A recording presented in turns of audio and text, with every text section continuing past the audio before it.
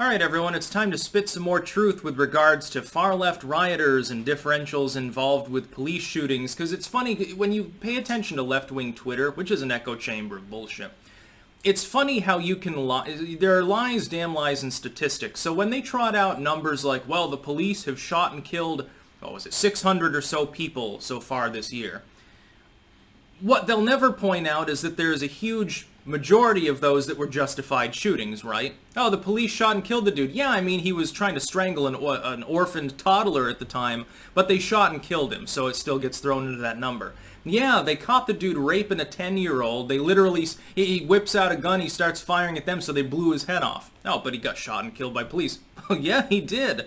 Justifiably. In half those cases, the other person is armed, unwilling to drop their weapon, and presents a clear and immediate danger to everyone in their surroundings.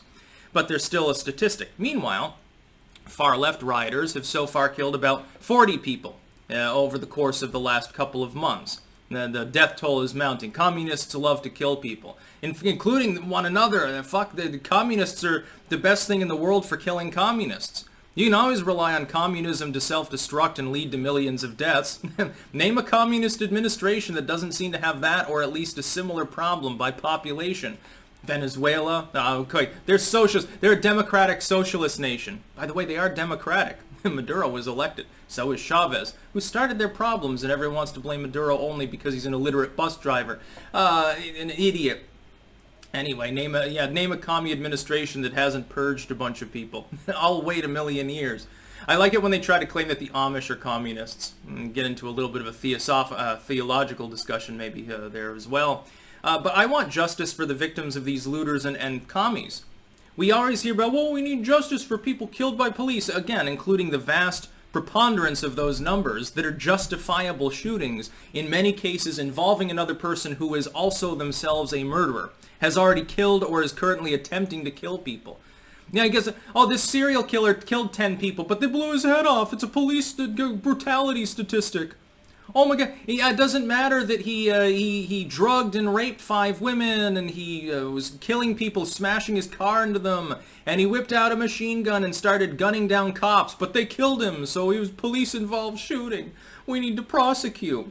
Meanwhile, not a single one of the homicides associated with these leftist communist rioters has been justified.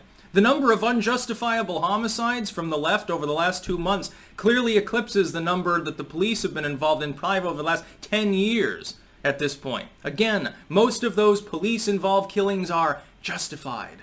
The person is already shooting. The person is already committing a significant felony, is refusing to stop, and there's no other way to stop them but to fucking blow their head off. And that's the statistic you're never going to get shown by an Antifa page or a BLM thug. Meanwhile, they've caused billions and billions in damage, mostly to small businesses, by the way, so you support the working and middle class. You really support entrepreneurs and local communities. These people are full of shit. Everything that they stand for is full of shit. Antifa is an organization, number one. It's not an idea. It's not dedicated to fighting fascism. What, so the dude that was defending that transgendered chick the other night that got kicked in the head, and again, I'm not sure if he's even alive, he's a fascist? For saying, hey, give her backpack back? Is it a fucking homeless transgendered person or something that they're beating up in the middle of the street? It's not even clear why they were doing that. Fucking drag the dude out of his own car and beat him bloody, and then when he's already down, another coward decides to kick him in the head. That's the sort of thing that these pigs are doing. They're really just pawns of the establishment, too. It's really funny to see them say, well, I'm punk. I'm anti-establishment. You've been working for billionaires, dude. The Woolworths fucking supports you, Facebook supports you, Twitter supports you, Walmart loves you, Microshaft and Crapple, all of these companies, they all stand behind you. How the hell are you anti-establishment? You get half of the political complex likes you. Even the Republicans often won't criticize you because they're afraid of being called racist or getting conflated with fascism. I get called a fascist now too. So in other words, fascism these days is you don't want to burn books. You don't want random acts of violence. You want people to be left alone. You think they should be able to speak freely, defend themselves against all enemies, foreign and domestic, and you think that government should have limitations. Fascism! Clearly, these people are not playing with a full deck. There are no Mussolinis currently running for office in the United States. This magical army of Nazis that they originally started whining about years ago does not exist. There is no police brutality epidemic in the United States. It doesn't exist. The fact is that the legacy media decided to look at a story of a dude who initially it looked like was being killed by a cop, but really we know now he died of an overdose, not of asphyxiation. They took that and they ran with it because it's good clickbait. And they started a bunch of riots that now have killed dozens of people. Not a single retraction on the initial fear-mongering bullshit story about police brutality. Not one tacit admission that the statistical reality is that there is no differential in police brutality problems based on race. It doesn't exist. You will never see them mention the fact that riots and protests are not the same thing. You can blame the legacy media for that, and I want justice for the victims of all these people. The legacy media needs to be held ideologically accountable for its lies. Groups like Antifa need to be called out for what they are. They're criminals. They're not fighting fascism. They're not fighting police brutality. They're not trying to create racial justice. They're burning down a bunch of black-owned businesses in the fucking inner city, beating up transgendered people and stuff like that. And they say weird shit like the breadline tubers all love these freaks of nature too. Half of these people are virulent misogynists. I'm not naming names, but you can look it up for yourself. So, virulent homophobes in some cases.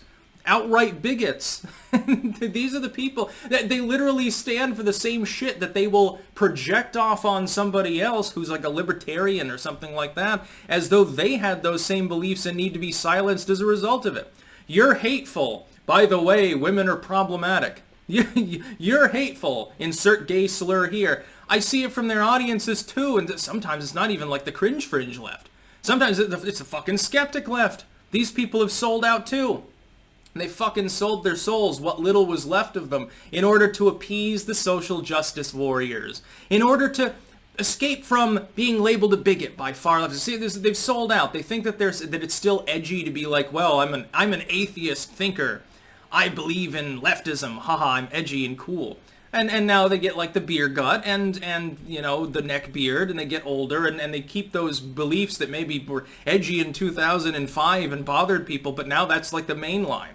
That's what Facebook promotes. That's what's promoted by Walmart. These people are sellouts. They're all a bunch of deranged idiots. Again, thankfully, the cringe fringe is a very small proportion of a very small proportion of the population.